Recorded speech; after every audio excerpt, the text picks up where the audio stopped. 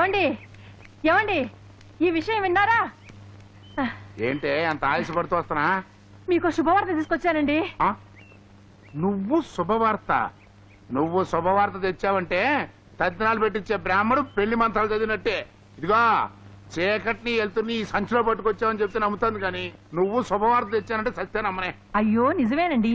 ముందు నోరు తీపి చేసుకోండి. ఇది మన కొట్లో పందారు కాదు కదా. అలాంటి పిచ్చి పని నేనెందుకు చేస్తానండి? కోఆపరేటివ్ స్టోర్ లో తెప్పించాను. మన పంచదార మీ నోట్లో వేసి నా తాళిని నేనే తెంపుకుంటానా? అయితే కైతే పోసే. ఇప్పుడు చెప్పే ఏంటా శుభవార్త? మన ఇంట్లో చిన్నబాబు తిరిగిపోతున్నాడు. ఇక్కడగా అరవబాకులే, ఎవరైనా ఇంటే నిజం అనుకుంటారు. ఈ వయసులో నువ్వు ఎత్తు కలిపేసి తిరుగుతుంటే ఊళ్ళో వాళ్ళు నా మొహాన్ని ఉమ్మేస్తారు. ఏడ్చినట్టుంది. కడుపు నాకు కదండి, మన అమ్మాయికండి. నిజంగా శుభవార్త చెప్పావే. రే మంగా, నేను తాతలు కాబోతున్నారా ఒక ఖర్చు పండింది. సంతోషమే కానండి, మీ బుద్ధులు రాకుండా ఉంటే మంచిది. ఈ శుభవార్తతో పాటు ఇంకో అశుభవార్త కూడా విన్నాను. అదే బాధగా ఉంది. ఏంటది? మన లలిత తోటికోడలు లేదు లక్ష్మి, అదే గొడ్రాల పీనుగా, అది కూడా తల్లి కాబోతుందంట. అవనే నీ సొమ్మేమన పోయిందా? మీకు బుర్రే లేదు. అసలే దానికి ఒళ్ళంతా గీరా. ఇప్పుడు బిడ్డ తల్లి కూడా కాబోతుందంటే దాన్ని పట్టుకోగలవా? ఇక మన కూతురు గొప్పతనమే ఉంటుంది. హే భగవాన్, ఏడు కొండలవాడా, ఇప్పుడే ఆవిడ్ని కూడా గర్భవతిని చేసి మా ఆనందం కాస్త కల్తీ చెయ్యాలా? ఏమండి, నేను మహాపతివ్రతనండి. నా మాట వృధా పోదు. ఆ దిక్కుమాలిన దానికి ఏదో ఒక అపశకనం జరిగే తీరుతుంది. రండి. ఎక్కడికే? మన అమ్మాయిని పురిటికి తీసుకురావద్దా? అవునవును. రే కొడు చూసుకుంటున్నా. అలాగే. లలిత, అమ్మాయి లలిత. నమస్కారం శేఖర్ బాబు. నమస్కారం, కూర్చోండి. మేము కూర్చోటానికి రాలేదు. మా అమ్మాయి తల్లి కాబోతుందని తెలిసి వచ్చాం. దాన్ని పిలవండి. చెప్పరే? అందుకే వచ్చాం. ఆడపిల్ల మొదటి కాన్పు కన్నవారింట్లో జరగాలి. అది ఆచారం బాబు, అందుకే లలితని తీసుకెళ్దామని వచ్చాం. మళ్ళీ ఏ దుర్ముహూర్తమో ఊడిపడక ముందే వెంటనే పంపించండి. అలాగే. లలితకి పుట్టింట్లో జరిగే అచ్చటా ముచ్చటకి మేము అడ్డుపడతామా? తప్పకుండా తీసుకెళ్ళండి. పులుసు ఏమైనా శేఖరం బాబు పెద్ద మనిషే. పెద్ద మనిషా గిద్ద మనిషా? సిగ్గు లేకుండా అలా చతికిల పడిపోతారే. లేవండి. లేచే. నాకు వెళ్ళడం ఇష్టం లేదు బావగారు. అదేం మాట లలిత, తొలి కాన్పు, వాళ్ళ బిడ్డ వాళ్ళ కళ్ళ ముందు ఉండాలనే కోరిక వాళ్ళకు ఉంటుందిగా. వాళ్ళని సంతోషపరచడానికైనా నువ్వు వెళ్ళాలి లలిత. నేను ఎక్కడుంటే సంతోషంగా ఉంటానో మీకు బాగా తెలుసు. నువ్వు మీ అక్క దగ్గర ఉంటేనే సంతోషంగా ఉంటావు. ఆ విషయం నాకు తెలుసు. ఎంత కాదన్నా వాళ్ళు నీ తల్లిదండ్రులు. వాళ్ళ మనసు నువ్వు గాయపరచకూడదమ్మా. అక్క, ఒక్కసారి అలా బయటికి వెళ్తావా? అలాగే. నే వెళ్ళకపోతే మా అమ్మా నాన్నల మనసులో కష్టపడతాయని ఆలోచిస్తున్నారు మీరు. నే వెళితే అక్క మనసు ఎంత బాధపడుతుందో మీరు ఆలోచించడం లేదు. అదేమిటమ్మా? అవునండి, నాతో పాటే అక్క గర్భవతి అయింది కదా. అమ్మా నాన్న పిలిచారు కదా నేను వాళ్లతో పరిగెడితే కన్నవాళ్లే లేని అక్క ఒంటరిగా ఈ ఇంట్లో మిగిలిపోదా? లలిత. అవును బావగారు, ఆడదానికి అత్తింట్లో సరైన ఆదరణ లభించదనే భయంతోనే మొదటి కానుక పుట్టింట్లో జరగాలనే ఆచారం వచ్చింది. కానీ ఇల్లు నాకు పుట్టింటి కంటే ఎక్కువ. తల్లిలా చూసుకునే అక్క, తండ్రిలా చూసుకునే మీరున్నారా? నాకు ఇక్కడే సంతోషంగా ఉంటుంది. ఈ ఇల్లు వదిలి నేను ఎక్కడికి వెళ్ళను. అలాగేనమ్మా, నువ్విక్కడే ఉండు. మీ వాళ్లకు నేను నచ్చ చెప్తాను. మీ కోరిక లలితకు చెప్పాను. లలిత పురుడు ఇక్కడే పోసుకుంటానంటోంది. అలా వీలేదు. మంచి చెడ్డ ఆలోచించకుండా అది అలా మాట్లాడుంటుంది. ఏమైనా సరే దాని పురుడు ఇక్కడ జరగడానికి వీల్లేదు. లలిత గురించి మీరేం భయపడవలసిన అవసరం లేదు.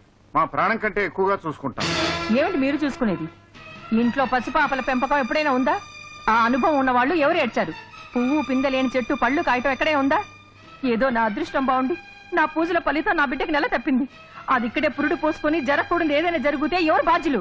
మీరు లలితకు తల్లి ఉండి ఇలాంటి అశుభాలు పలకొచ్చా? అచ్చిరాని ఈ కొంపలో అశుభాలు కాక శుభాలు ఎలా వస్తాయి? ఈ కొంపలో ఉంటే నా బిడ్డకి ఏమవుతుందో ఏమోనని నా గుండె టివ్వు టివ్వు అని కొట్టుకుంటుంది. అలా ఏదైనా జరిగితే వెంటనే నీ కబురు పెడతారు. అప్పుడు నువ్వు వచ్చి నన్ను కాటికి చేర్చుదు గాని. లలిత, ఏమిటా మాటలు? క్షమించండి బావగారు, ఇలాంటి భాషలో చెప్తేనే అర్థం అవుతుంది. మర్యాదగా చెప్తే మా అమ్మకి జన్మలో అర్థం కాదు.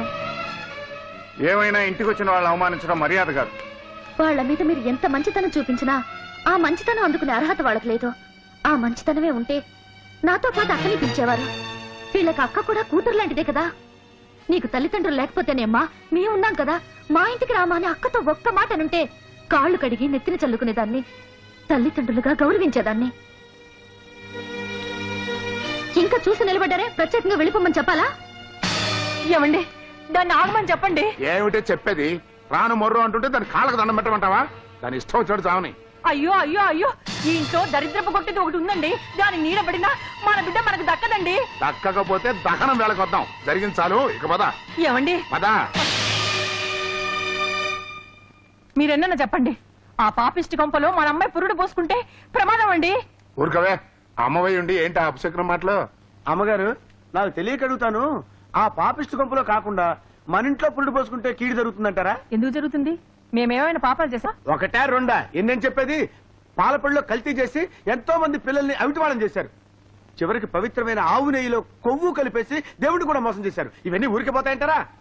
చిన్నవాడైనా వీడు చెప్పేది నిజమే. మీరు చేసిన పాపాలన్నీ పుట్టబోయే ఆ బిడ్డకు తగలవు కదా. ఏం తగల ఊరుకవే. అంత తేలిగ్గా తీసి పారేయకండి. మీరు చేసిన పాపాలు రూపాయితో కడితే పోవండి. అమ్మగారు, నేను చెప్తున్నాను, మీరేమనుకోవద్దు. హాయిగా తీర్థయాత్రలు చేసిరండి. ఏ ఊర్రా? ఆ ఊరు ఈ ఊరు అని కాదండి, అన్ని ఊళ్ళు అన్ని గుళ్ళు తిరిగిరండి. ఆ పుణ్యం వల్లనైనా పుట్టబోయే బిడ్డ ఆరోగ్యంగా పుడతాడు. ఏ పుట్టలో ఏ పావు ఉందో ఆ దేవుడే వీడి నోట పలికించాడేమో. ఈవేళ వెళ్దామండి.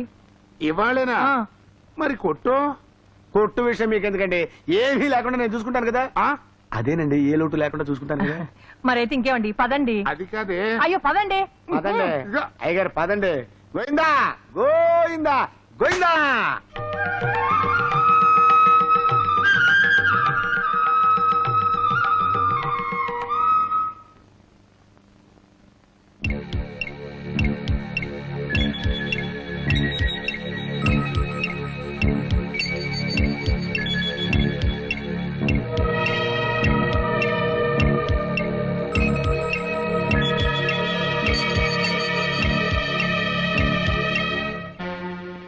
ఎలా ఉంది డాక్టర్?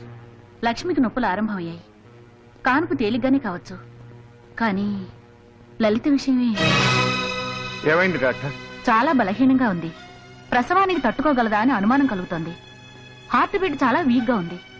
గుండె జబ్బుకు నేను రాసిచ్చిన మందులు ఆమె వాడినట్లేదు. వాడింది డాక్టర్, బట్ నో ఇంప్రూవ్మెంట్. ఇప్పుడు ఆపరేషన్ చేసి ఆమెను కాపాడాలో బిడ్డను కాపాడాలో నాకు అర్థం కావడం లేదు. అలా అనకండి డాక్టర్. తల్లిని బిడ్డని కూడా మీరు కాపాడాలి. నా శాయశక్తుల ప్రయత్నం చేస్తాను. ఆ పైన భగవంతుడిదే భారం. వెంటనే ఈ మందులు తీసుకురండి. అన్నయ్య, ఏం పర్వాలేదు, అంతా మంచిగా జరుగుతుంది. నువ్వు వెళ్ళి త్వరగా రా. సార్, లక్ష్మి గారికి ఆడపిల్ల పుట్టింది. లక్ష్మిక,